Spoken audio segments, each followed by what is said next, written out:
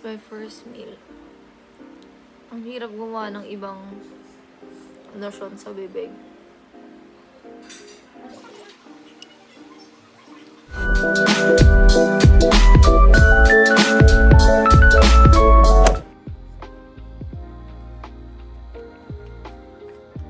Today is the day 1, mga mahal ko. Di naman masakit yung ilong ko, pero namamaga na yung mukha ko. Pakita ko sa inyo yung ilong ko. Kakagising ko lang, tanggalin na natin to. Okay guys, I'm a monkey. Hi everyone! Sabi ni Doc, tubig lang daw. Pero dapat meron kang ano para isa.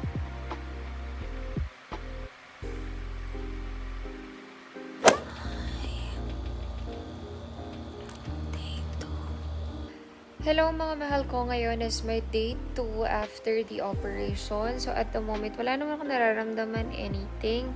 Okay naman, every morning namamaga siya. Tsaka actually, ito, medyo namamaga naman talaga mukha ko. So yun, kakatapos ko lang din medyo maglinis ng aking nose. Hello mga mahal ko, so papakita ko lang sa inyo yung mga gamot na iniinom ko.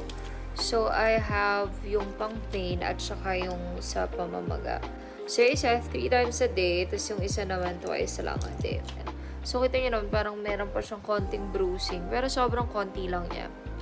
So, ayun, hindi pa rin ako nagbabasa talaga ng mukha kasi hindi talaga siya pwede. Like, 1 week pa siya pwede. Then, yup, update lang tayo ngayong day 2 after operation. So, hello mga mahal ko. Today is our day 3. So far, wala naman ako nararamdaman na anything. As in, hindi naman siya painful. Tapos ngayon, mas nakakapagsalita na ako mas maayos. And then, gano'n naman, okay naman. Medyo mas magaan yung pakiramdam ngayon. Although, honestly, medyo hirap pa rin ako matulog. Kasi, hindi talaga ako sanay natutulog na naka-straight. Yung gano'n. Pero wala tayong choice. Kasi bawal pa akong mag-side. So, ito yung tenga ko.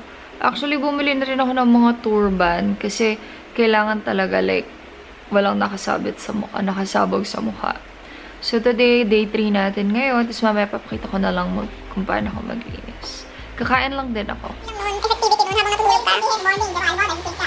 Tapos hapon na, 5 o'clock. Ilang minutes ka na tapos. Pwede naman eh. Kung alas 10 ka naman nagising. Na ako, alam niyo ba, mahal ko. Bumili ako ng turban sa Shopee. Ang tagal dumating. 29 pesos. Yun yung trending ng mga turban-turbana na ala Bella Hadid. 29 pesos. Sana worth it siya. Sabi naman sa mga review, ang tawag rito, malambot sa ulo kasi hindi daw maayos yung mga pagkakatahe. Yun ang kailangan ko. Hindi ganun kasikat. Ang focus masyado ng camera para mas makita niyo yung mukha ko. Pakita ko sa inyo yung ilong ko. Hoy, bagong linis yan na talagang ganyan lang yung stitches niya. Dark. Ayos-ayos muna. So, today pala, yung last day natin ng pag-aayos ng buong mukha. 3 days, cold compress, and then warm compress naman sa mga susunod.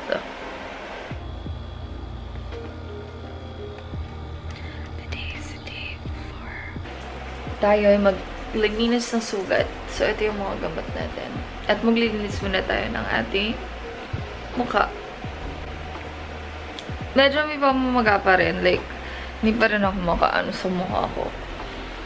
Pero, unti-unti na rin siyang medyo mas naging okay.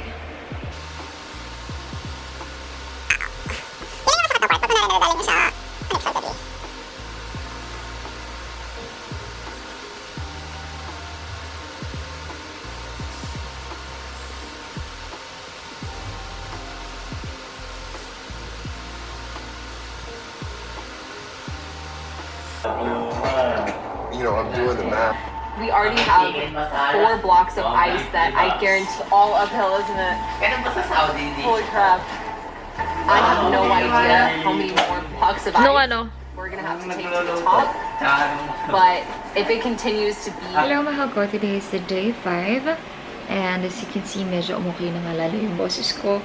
Anyways, Pakita ko lang sa inyo yung aking turban. Wala lang. Binili ko lang sa Shopee. So, ang dami kong turban. Kasi nga, kailangan halos walang nakasabog sa mukha. Anyways, today is day 5. Malinis na tayo ng face. So, of course, I have my tissue with me and my cotton. So, again, water pa rin yung pinanglilinis ko and alcohol. Diba? Ginusto natin ito. So, face ganda tayo mga Mars. Pero medyo humupa na rin yung pagswali ng face ko. Matawa naman talaga yung mukha ko. So, likely. Since tapos na tayo sa 1 to 3 days, 4 days na cold compress. Ngayon, warm compress naman tayo. So, meron akong bimpo. Yun naman ilalagay natin sa face. Pero huwag masyadong mainit as in warm lang. Ilang natin. Then, i-repeat natin to if kaya 3 times a day.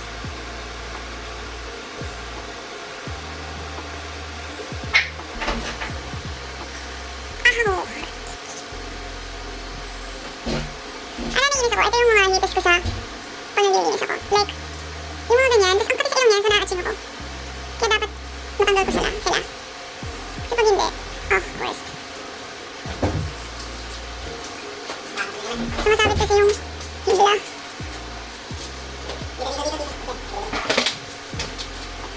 Nakasugat yan, so let's not touch it. So, kita mo kasi like yung stitches niya nakalabas. Kaya careful lang sa paglinis pa rin. Hindi tayo maka-attract ulit ng mga hibla. And ang hirap. Hello guys! So, natapos ako maglinis ng mukha as you can see. Sabihin ko ba, wala pa kasing kwenta yung pasok kaya hindi ko tinuloy yung 10 days. Bakit? Ano sabi ni Kuya?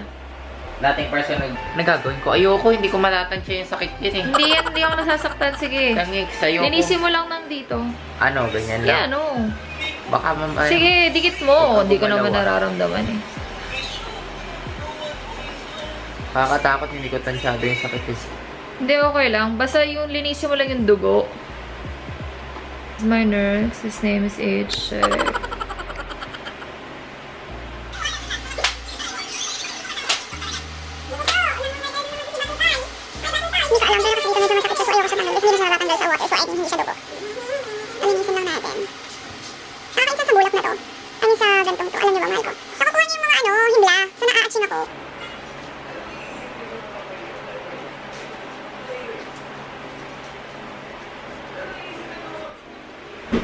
Hello, mahal ko. Today is the day 6. So, tomorrow na tayo babalik kay Doc Reynald para sa ating suture removal. So, ibig sabihin nun, tatanggalin na yung mga tahi sa ating ilong at sa tenga. My current skincare is Garnier Micellar Cleansing Water and Vitamin C. Hindi mo na naglagay ng anything. I just want water.